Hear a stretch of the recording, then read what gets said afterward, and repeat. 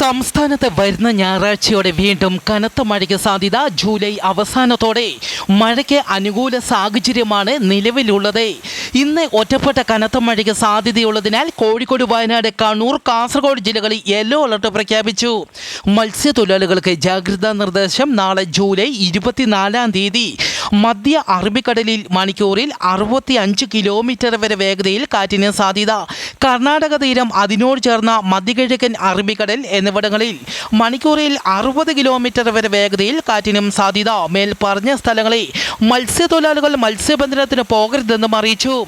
വരും മണിക്കൂറിൽ കേരളത്തിലെ പത്തനംതിട്ട, ആലപ്പുഴ, കോട്ടയം, ഇടുക്കി, എറണാകുളം, കണ്ണൂർ, കാസർഗോഡ് ജില്ലകളിലെ ഒറ്റപ്പെട്ട ഇടങ്ങളിൽ മണിക്കൂറിൽ 40 കിലോമീറ്റർ വരെ വേഗതയിൽ കാറ്റിനും ശക്തമായ മഴയ്ക്കും സാധ്യത.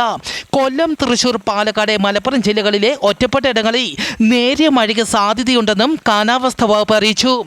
ജൂൺ 24 വെനസ്വലയിൽ 7.5ഉം 7.2 തീവ്രതയിലുണ്ടായ ഭൂകമ്പത്തിൽ മരിച്ചവരുടെ എണ്ണം 5398 ഉയർന്നു.